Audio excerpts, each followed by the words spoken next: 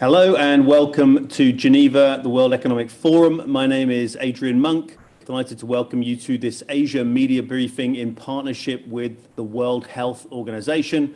We have a great panel this morning for you, or this afternoon where you are, which is Dr. Takeshi Kasai, the Regional Director for Western Pacific with the WHO.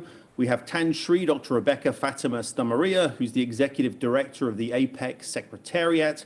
We have Tan Hui Ling, co-founder of Grab, based in Singapore. Also from Singapore, Warren Fernandez, Editor-in-Chief of the Straits Times and Chairman of the Asia News Network. And of course, you and your questions. We're going to start the briefing, though, with going to Dr. Kasai for his introductory remarks. Dr. Kasai, over to you. Thank you very much, Adrian. 4 months into the COVID-19 epidemic in the WHO Western Pacific regions, we have more than 164,000 confirmed cases and around 6,600 people have lost their lives. Countries and areas across our regions are at a different stage of pandemic. Except Hubei province in China in the earlier months of the outbreak, none of the countries in the regions have had a large-scale community transmissions. While we are relieved that, for now, the Western Pacific have averted the worst, we are conscious that the pandemic is far from over, and countries should continue to prepare for the large-scale community transmission by engaging communities and strengthening healthcare capacities. The key to control COVID-19 in these regions has been proactively finding and isolating the cases of COVID-19, tracing and quarantining the contact, and introducing a stringent public health distancing measure, including a move-in control, comparatively early in the outbreak. They have averted what would have been devastating consequences in an uncontrolled COVID-19 epidemic. Hospitals have not dead, but we must also recognize that the socio-economic cost of some of these control measures are actually for the most vulnerable. We are facing a profound, complex challenge: how to control the COVID-19 in our communities, while at the same time bringing back our economies and societies. As long as the virus is circulating in this interconnected world, and until we have a safe and effective vaccines available, everyone remains at risk. So we have to find a way to live with this virus for now.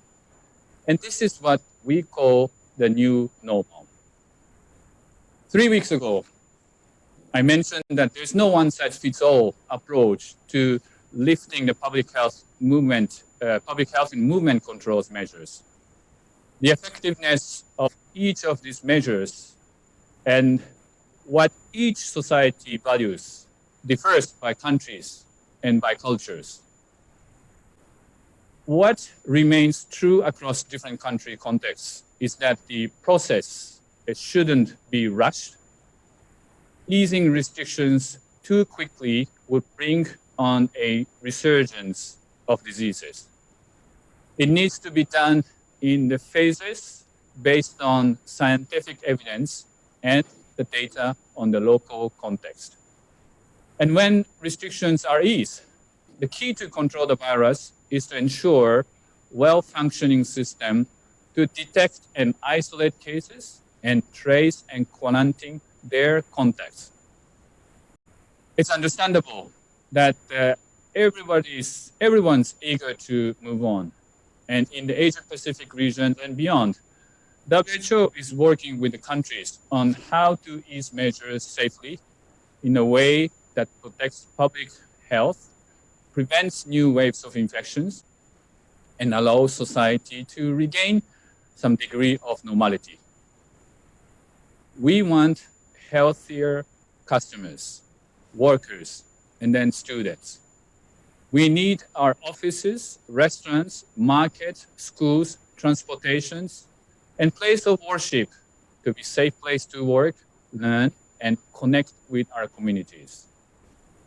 COVID-19 has reminded us of the extent to which everybody depends on health.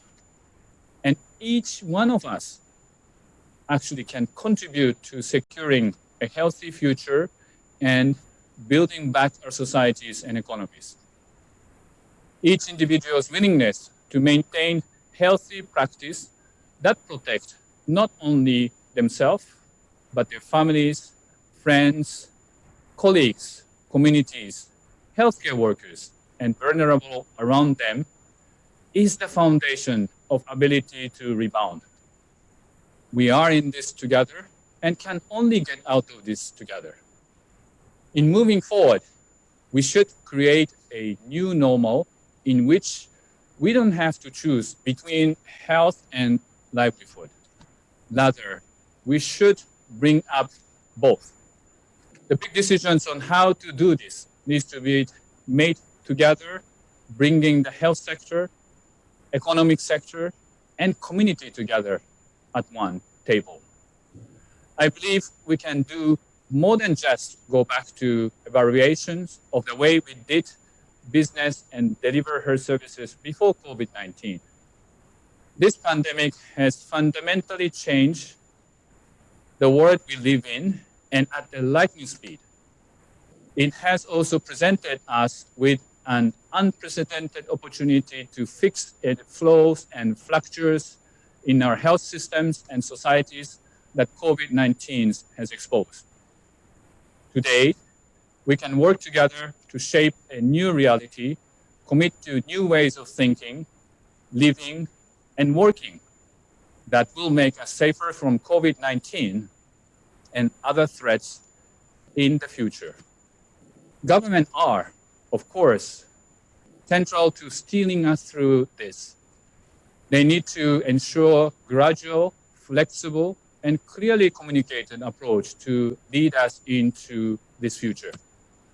The private sector can play a critical role in adopting flexible and innovative ways to reopen and conduct businesses while taking necessary steps to reduce the risk of infections in the workplace. It is also about identifying new opportunities to deliver goods and services that are better than those we had before. There are many people's families and businesses facing difficulties under stay-at-home orders and temporary business closures. I know how hard government across the regions are working to fight both the virus and the hardship it has caused to maintain societies. It is not an easy journey, but I think it's time for all of us to do our part and work together to realize our new future, a more caring, stronger, healthier society for everyone. Thank you very much, Adrian. Arigatou gozaimasu, Dr. Kasai. And you talked about the health impact across the region. The economic impact is also something that is on the minds of policymakers, governments, businesses, and citizens. And probably no one's tracking that better than the APEC Secretariat. Dr. Rebecca, thank you very much for joining us from there. Can you tell us a little bit about the perspective you have on the economic and social impact of this crisis? Thank you very much for having us here. Let me just focus on the economic side of things, as you mentioned, Adrian. But before that, let me also echo Dr. Takashi's point about collective action, and that's what we're trying to do in APEC. Our focus is, of course, on trade policy, and trade policy that provides access for the much needed medical goods that will save lives, especially in this context. It's the importance of keeping our markets open, working together to deliver a free, fair, non-discriminatory transparent, predictable and stable trade and investment environment to ensure that trade and investment continue to flow, especially at these trying times. Our concern has to be on the impact on the most vulnerable in our economies, as well as vulnerable economies. Trade is an important tool to facilitate access to medical goods, to cope with the challenges that we're facing, specifically access to PPEs, to masks, rubber gloves, etc., all the medical goods that we require. Export restrictions on medical goods, we understand that, based on the situation, some economies have put in some restrictions because of the pressing need. And that's even in the WTO, that's allowed in cases of emergency, health emergencies. But what's important is that we ensure that these measures are appropriate, are proportionate, are transparent, and are temporary. I think that's important. And in APEC, we work together to ensure that these are principles that we abide by. And moving forward, governments really need to provide greater support for the healthcare system and social protection. Our policy support unit, the APEC policy support unit, has done some work on the healthcare situation, specifically on the global supply chains, keeping global supply chains for medical goods more open. And based on, just to give you a perspective of where we are in APEC, based on 2018 data, global trade in medical goods to support the fight of the virus is significant, amounting to almost $1 trillion. APEC economies account for 40.8% of global import value of medical goods and 28.8% of global export value. More than 90%, this is important, more than 90% of trade in medical goods in APEC involves 10 economies out of the 21. So it just gives you an impression of how it's concentrated, the trade is very concentrated. Most of the APEC economies also apply low most favored nation tariffs for medicines, medical equipment, but we impose higher tariffs on medical supplies and PPEs that are essential for this pandemic, coping with this pandemic. Trade policy also, from our perspective, is important to facilitate access to these goods. And therefore, at the forum, we are working to make sure that we collectively discuss and look at initiatives to perhaps not permanently reduce or eliminate tariffs, but at least commit to avoid implementation of unnecessary trade restrictive measures, export restrictions, and we commit to keep supply chains open and functional.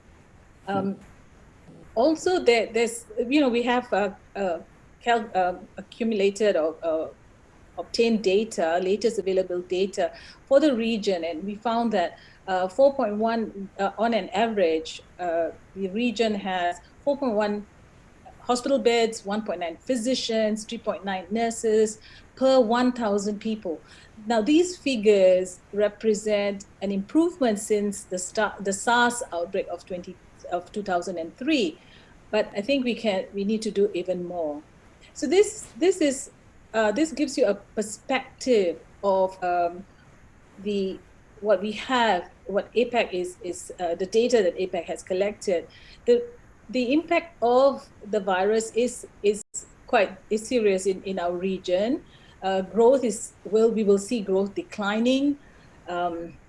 We will see loss of jobs, and therefore there's a lot that we're all committed to these initiatives to better our positions in the region. We are really looking to ensure that we commit to keeping our markets open. I keep saying this because it's so important that at these times we not retreat into protectionist measures, but look to collectively work together to support each other in this endeavor.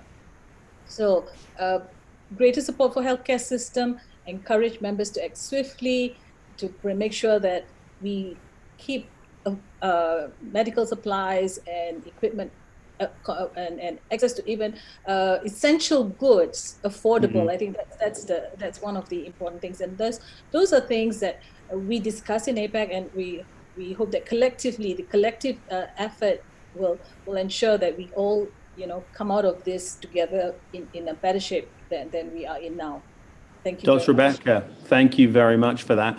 You talked about the economic impact. There's probably a few people better placed to judge that than from the private sector. Grab, delighted to be joined by the co-founder, Tan Hui Ling. And Ms. Tan, your business really is probably on the front line of some of the economic impact of the pandemic so far. Can you give us a perspective on its impact on business generally, on your business, and also on what you want to see from policymakers and governments in response to this crisis? Thank you, Adrian. And thank you all for having me today on this panel to discuss the impact of COVID-19 on our customers, our partners, societies in Southeast Asia. So today, Grab serves over 9 million micro-entrepreneurs in Southeast Asia using our super app platform to help them make a living as a driver, delivery, and merchant partner. Now, since the start of the crisis, Southeast Asia has seen more than 60,000 cases of this disease and 2,000 deaths. It has had a tremendous impact on the way we live. And as part of today's discussion, I hope to share with you some of the emerging trends that we are seeing on the ground and how we're also adapting to them together with our public-private partnerships as the pandemic evolves. So COVID-19 has created an immense challenge for businesses globally, Grab included. Today, if you look at cities that used to be notorious for their traffic jams like Jakarta and Manila, you will now see empty roads. What this means is that our driver partners' incomes have fallen and their livelihoods and ability to support their families are equally impacted. Similarly, many small food merchants and merchants of all sizes have seen their sales plummet because of the pandemic. So we recognize the situation our partners are in, and we are doing whatever we can do to support them. Today, Grab has committed $40 million in partner relief initiatives across the region to support our driver and merchant partners during this period. To keep everyone safe, we've also distributed over 1 million face masks and hand sanitizers and implemented a series of measures to help prevent the spread of the disease. Over the medium to long term, our goal is to get our driver, delivery, and merchant partners back on their feet by rapidly adapting our business and providing innovative solutions. What our partners are going through is actually only a microcosm of what is happening in the wider economy. So businesses need to actively conserve cash and prepare for what may be a very long winter. Companies like Grab that are also consumer facing need to adapt to new patterns of consumer behavior. These challenges will define our new normal going forward. And I wanted to share 2 key trends we already see emerging as of now. Firstly, there will be an increased focus on digitalization. Consumers will likely remain cautious about venturing out, even when the lockdowns end. This means they will continue to rely on digital channels for their everyday lives. Demand for services like online shopping, food deliveries, grocery deliveries, and telemedicine will remain elevated. This consumer behavior change will also have a knock-on effect on SMEs and how they will need to manage and operate their businesses. We foresee an increased reliance on digital channels for demand generation, product and service fulfillment, and the need to manage their supply chains virtually. As a result, logistics and last mile fulfillment services will also need to ramp up to meet this increasing demand. For Grab, we see our role as helping SMEs on a couple of fronts. Firstly, to help those that aren't online go online. And secondly, to help those who are online thrive online. We're doing this via initiatives like PASA, that brings wet markets, what traditionally was a very completely offline experience, online. We're also helping SMEs digitalize their supply chains through partnerships with agricultural ministries that make it easier for small businesses to order produce via mobile phone and have them delivered quickly.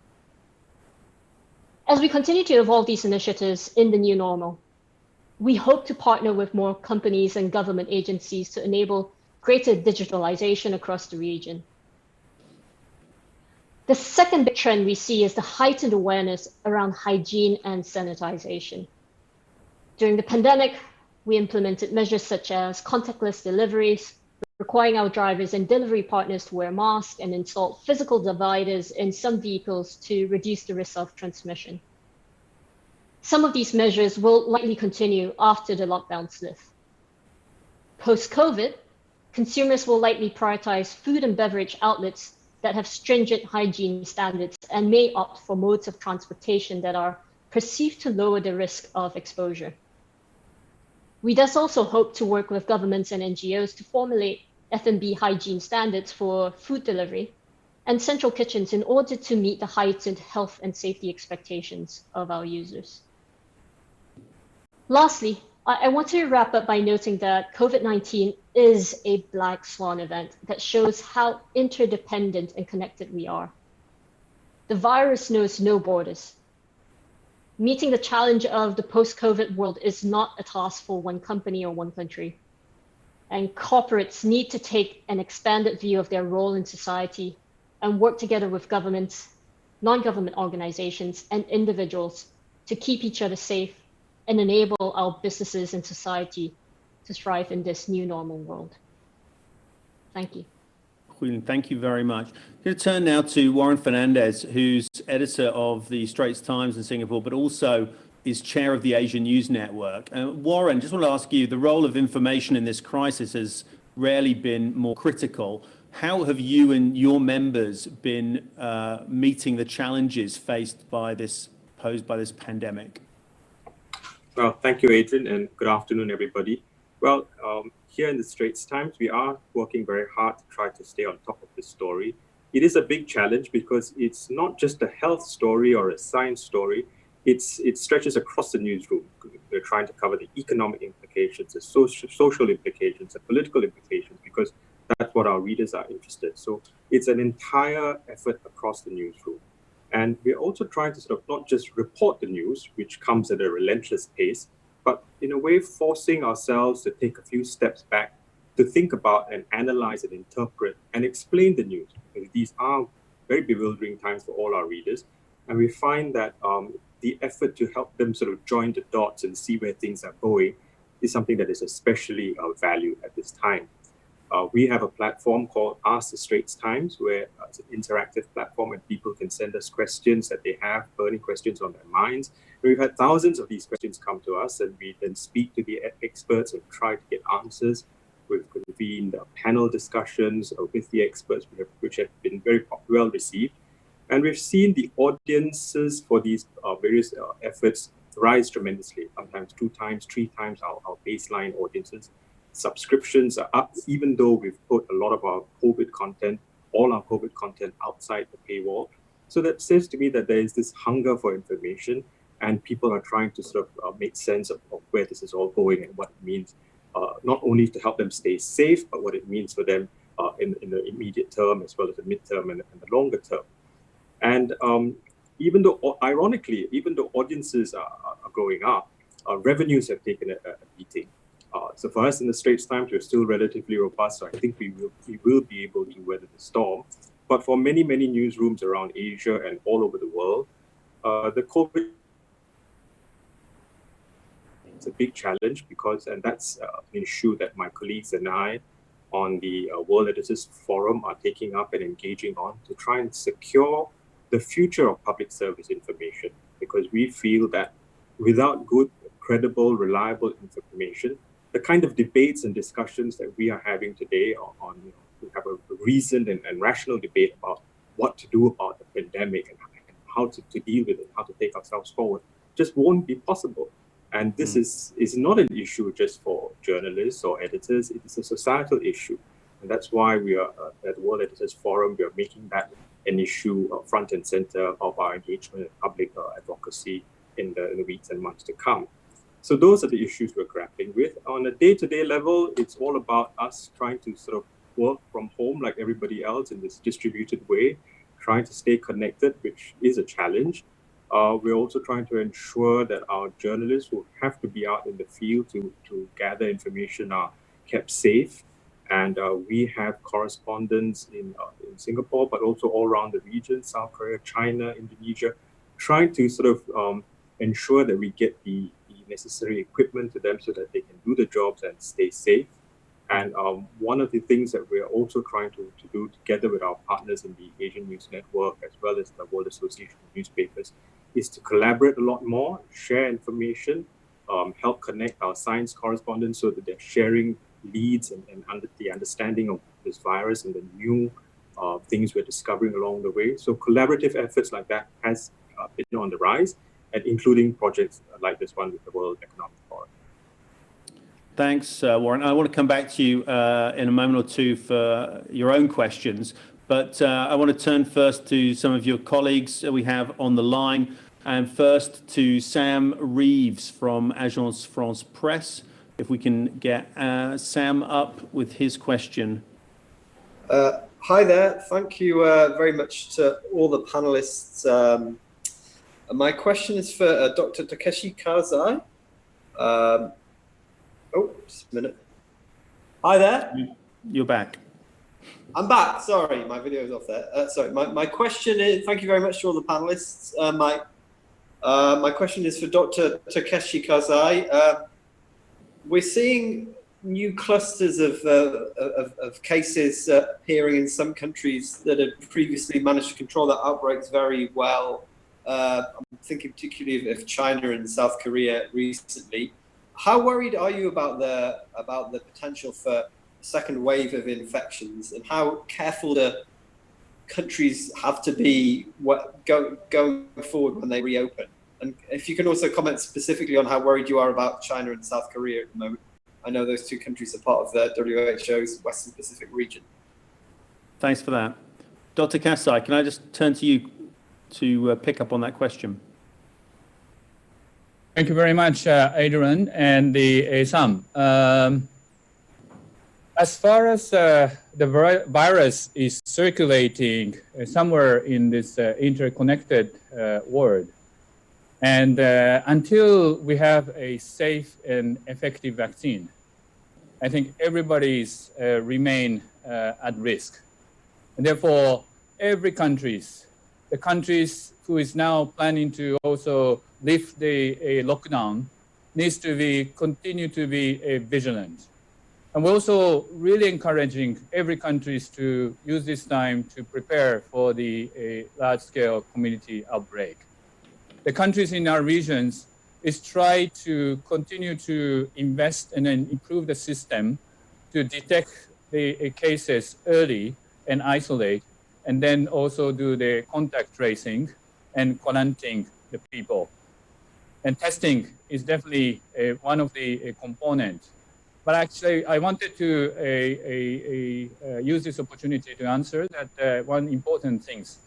Testing is a very important component as a part of our response. But what is important is that the testings to trigger those public health interventions. And the countries you have mentioned have now a very strong mechanism to do contact tracing from the positive cases of the cases. And one more important thing is that from the result of the testing, they should use this result to assess the situations where they are in terms of the epidemic. But not only just the outcome of the testing, i.e. number of cases. It's important to use the multi-source information, including like a positivity rate, or we should also use the surveillance, which detect similar symptoms, such as influenza-like illness, or severe acute respiratory illness, or pneumonia surveillance. And we should also monitor the number of deaths regardless of the cause. And now we're also encouraging countries to monitor the number of the healthcare utilizations, such as ICU care utilizations. So back to your questions, how we should worry. I think we have to be continue to be vigilant as far as the virus is circulating somewhere in this interconnected world. Thank you. Dr. Kasai, thank you very much. I think we can go now to Kamarul Haron of Astro Awani for a question. Kamarul, can we get you up on screen? Sure. Yes. Hi. Thank you so much, Geneva. Hi to everyone. Salam sejahtera from Kuala Lumpur. This is Astro Awani, Kamarul here. My question is about accessibility and affordability, because we understand that this is a global problem. If a few countries and a few communities have access to the vaccine when we have it, but other countries and other communities don't have it, then the transmission can open up new spikes anyway. So the question to Dr. Takashi, how is WHO looking at this?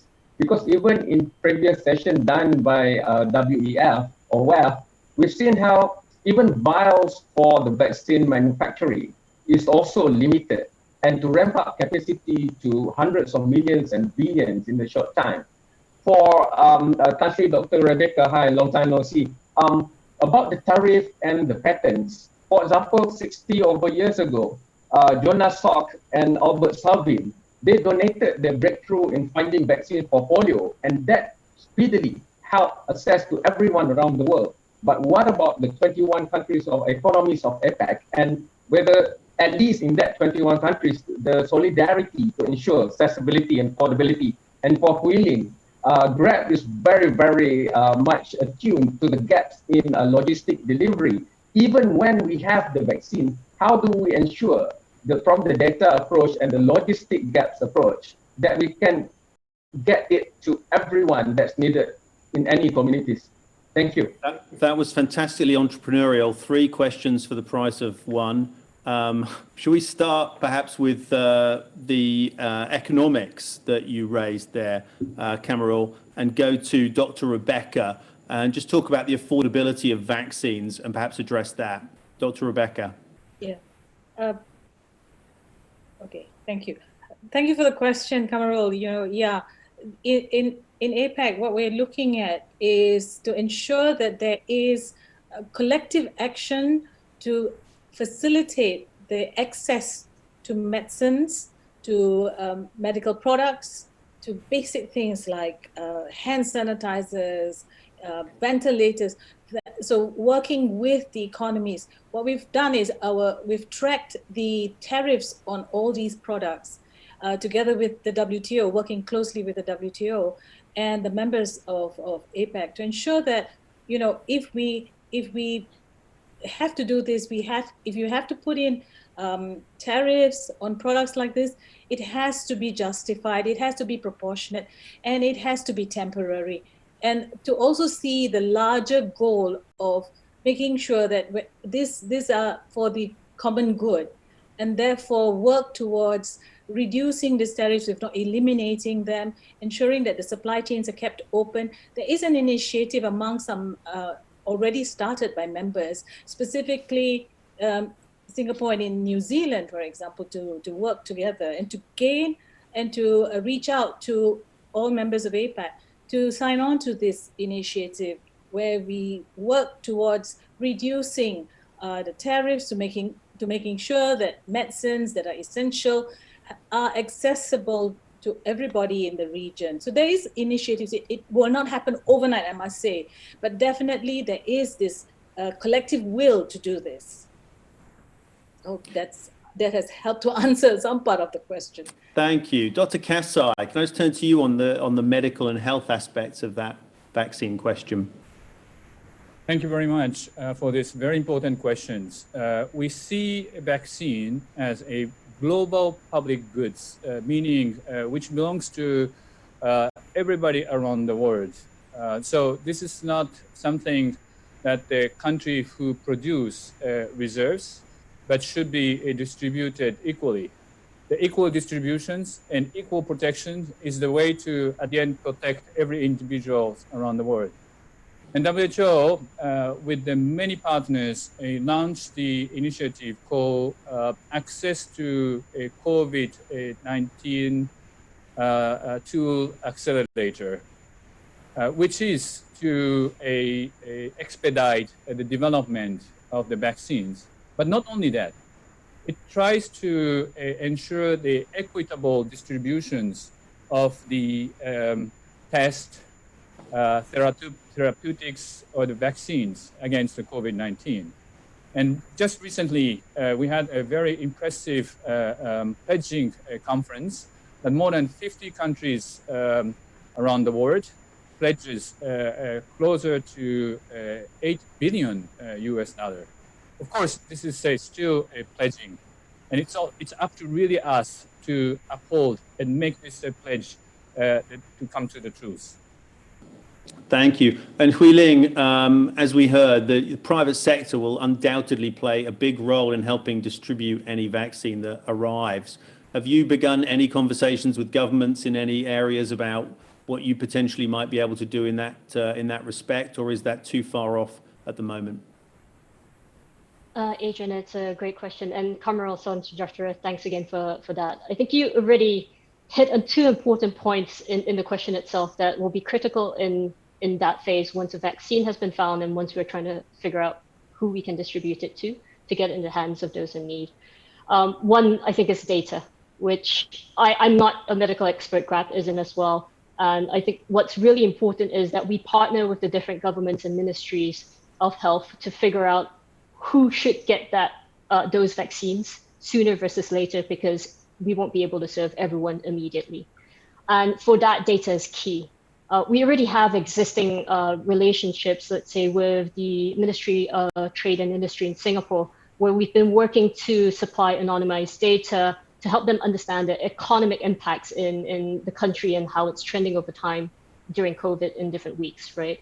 And we foresee similar partnerships being critical in this larger solution as well.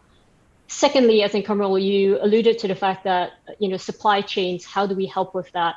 And the logistics fronts, also a really, really good point. And here we also have other partnerships with existing governments. On this front, I think it's the Ministry of Agriculture in Indonesia, where we've been working with them to help to distribute aid to those in need, but this is for goods rather than vaccines. Net to me, I think these two same things around helping to bridge that last mile will be very critical. We will happily partner with governments and different NGOs who will be helping and support these efforts. And I think what's really most important to us at Grab is that we know we have a role to play and we want to play it. And we're looking forward to the great news once a vaccine is out and that we can help get it into the hands of those who need it. Thank you very much. We have a lot of questions coming in, but if you do have a question, can you please use the Q&A function on Zoom rather than the chat function? That would be a big help. We heard from Warren earlier. Warren, I want you to come back in because you have questions yourself that you'd like to put. Yeah, maybe we can hear from you. Thank you. I wanted to follow up with Dr. Kazai on this whole debate about lives and livelihoods, because obviously that's something that we are following very closely as in Singapore, because we are sort of transitioning out of what they call the circuit breaker measures. And you did mention about how this needs to be done carefully and in a considered sort of way. But looking at how cases have re-emerged in countries around us, South Korea, China, and elsewhere, I wonder if you could give us your assessment on whether countries in this part of the world have moved too quickly into lifting the restrictions, or is this really just part of the process of re-emerging from a lockdown period? So it's something that we just have to go through. That's the first part of my question. And the second and related question is testing. Looking at WHO and your colleagues have said that testing has to be part of the strategy for dealing with this pandemic. And looking at the situation in the region and the numbers that are coming out, can you give us your assessment of whether we are doing enough testing just to get a handle on the pandemic, but also enough testing to help us re-emerge from the lockdowns that we're in at the moment? Thank you. Dr. Kasai, over to you.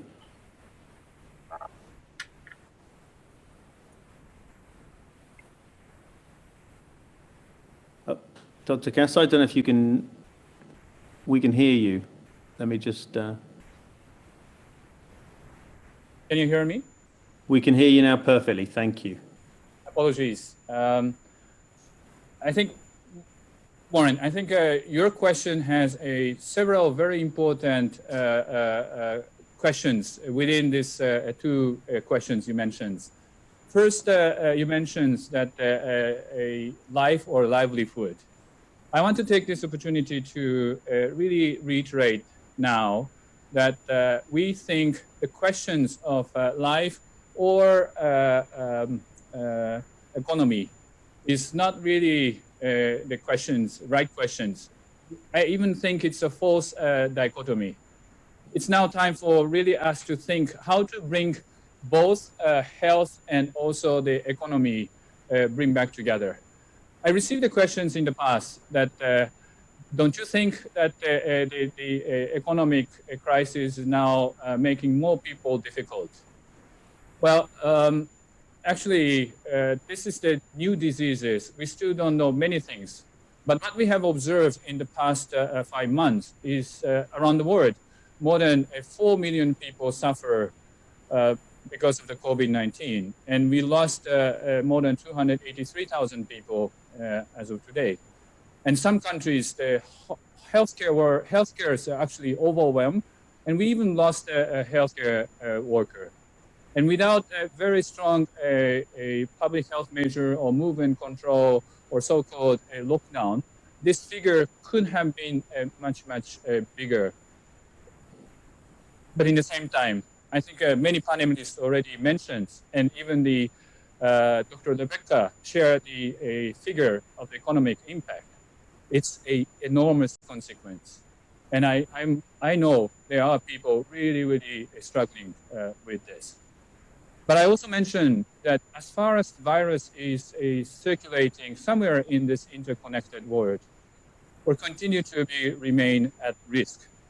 And that's the reason why I really wanted to emphasize it's really now time to think how to live with this virus and come up with the new normal, which we don't have to choose life or livelihood.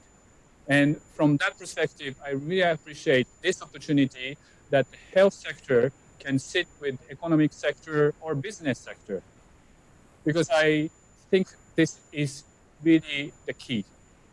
Yeah. And now to mention about the lifting of this very strong measure.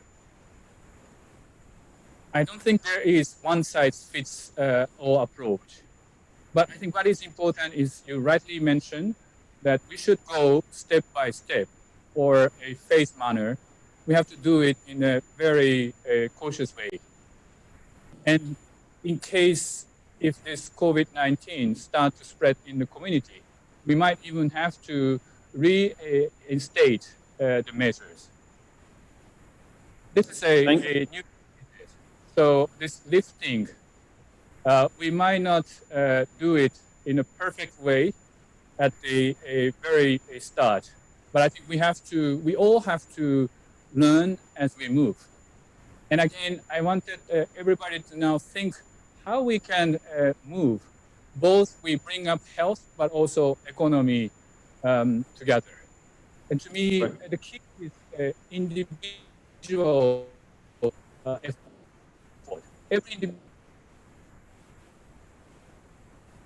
We're struggling a little bit, Dr. Kasai, with your connection. So we're going to try and maintain cleanness. So we're going to try and come back to you in a moment, Dr. Kasai, and try and see if we can get the connection a little bit more stable. I want to just turn quickly to Asahi Shimbun and also to John Geddes of Reuters for their questions, and we'll just see if we can get a slightly better line into you where you are at the WHO. First off, can I turn to Tsutomu Ishii of Asahi Shimbun for your question? Thank you so much.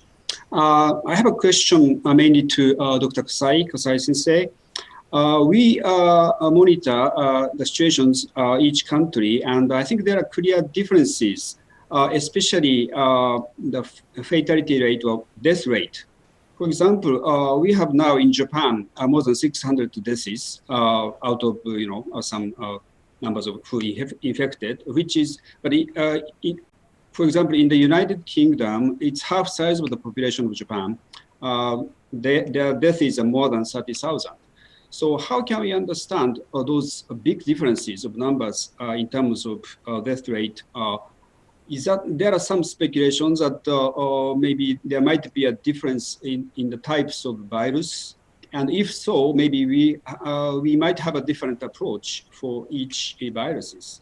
Also, there are some unconfirmed reports or speculations that those countries who have less deaths are countries with BCG shots or vaccinations. What can you tell us so far, which is scientifically proved? Please let me know. Thank you. Okay, that's great questions. We're trying to get Dr. Kanzai back on the line. Just going to turn to John Geddes for a moment, just to get your question as well, John. And we were just trying to reestablish the link with Dr. Kanzai. John, can you just put your question for us? Hi there. Sure. I also had a question for Dr. Kazai, but I can also ask one from one of the other panelists. We heard from Grab earlier about the obvious kind of impact on their business and the businesses across this region, across the world that are suffering because of this. I was just wondering, with coronavirus hurting demand for services provided by Grab's drivers and merchants, can they give us a sense of what the impact has been on Grab's bottom line from this outbreak? And for Dr. Kazai, when we get him back, he mentioned in his opening remarks about how we've been lucky enough to avoid kind of widespread transmission of the virus in this region, but that countries needed to be prepared for that possibility. I wanted to get his assessment on, is this region prepared for the possibility of widespread transmission, or does more need to be done? And if more needs to be done, where and what? Thank you. Thanks for that, John. Hannah-Lynn, can I turn first to you to answer that?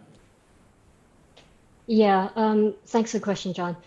Clearly, with the current situation and with all the lockdowns going on, business clearly has been affected. I mentioned earlier the example of cities which used to be known for traffic jams are now empty. And that has translated directly to the livelihoods of our driver partners, and also, of course, business and revenue for us. So on the transportation and ride-hailing perspective, revenue has dropped.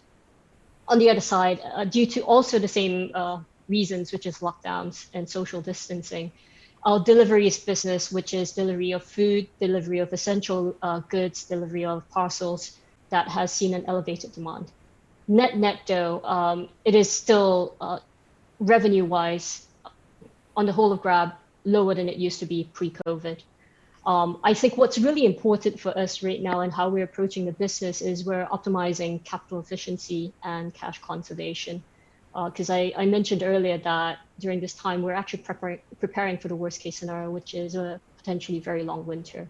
And in that scenario, I think what's really important is that we optimize on capital efficient operations and ensuring really that we can provide the best services for our customers with the changing needs, with the changing hygiene, safety requirements, and also really importantly, supporting our driver partners and merchant partners to get access to new revenue streams, whether it's from moving from transport to food deliveries, parcel deliveries, or for the merchants, just moving them from offline sales to online deliveries and sales.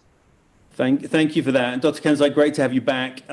Whilst you were re-establishing connection, we had a question from Ishai-san at Asahi Shimbun, who was asking really what explains the difference in the death rates between some Asian countries and the US and Europe, which appear to be more badly affected. Is this a case of different policy approaches? Is it a case of different strains? And also just a sub-question on, is there any evidence that that BCG vaccine has played any role in protecting populations from this pandemic? Thank you very much, Ishai-san and Andrew. Actually, there is no simple answer to these questions. But what is very clear to us is that, as you also noted, the countries around this parts of the world has not experienced a large-scale community outbreak. Large-scale community outbreak means more people get infected, and that means more possibility that virus might get into the vulnerable populations.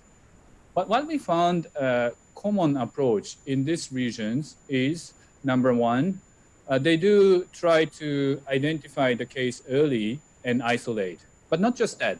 They try to use that as a trigger point to do the contact tracing and quarantine.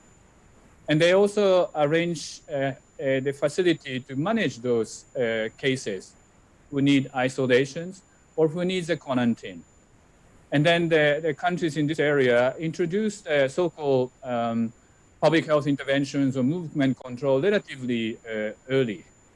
And to make those kind of actions, they try to do good communications.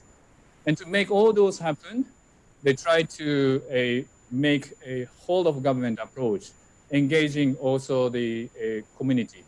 And this is actually a lesson drawn from our bitter experience in 2003 SARS. And I think you mentioned about the strain. I think you also questioned about BCG. So far, we don't have any evidence that this would explain that the member states in our regions were able to stay in this stage, not experiencing large-scale community outbreak. No. Okay, thank you for that. I want to come back at the end to Warren, if I may. But before that, we have questions from the China News Service and from The Economist. And perhaps we can take both those questions for our panel. So first to Peng Da-Wei at China News Service, and then to Miranda Johnson at The Economist. Okay, thank you very much, Da-Wei Peng from China News Service. And I have two questions. First question is for Dr. Rebecca, because you just mentioned the danger of protectionism. Could you please talk a little bit more about how we could, avoid the emerging of more protectionism nowadays? And my second question is for Warren Fernandez. It appears to me that the public in some Western countries, they appear that they come to realize issues such as the symptomatic transmissions and the importance of wearing a mask relatively late if you compare them with countries and regions in Asia.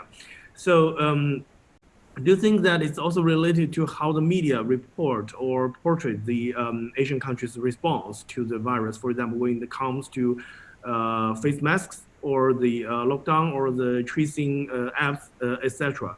Okay, thank you. Thank you very much. And Miranda, can I just get your questions? Hi, good afternoon. Thank you. Yes, I have a couple of questions for Dr. Rebecca as well. Dr. Rebecca, many countries obviously suffering in the current economic storm arising from the pandemic, but certain countries seem to be faring a little better than others. And in fact, in recent days, we've seen Vietnam's Prime Minister speak about 5% GDP growth in his country this year.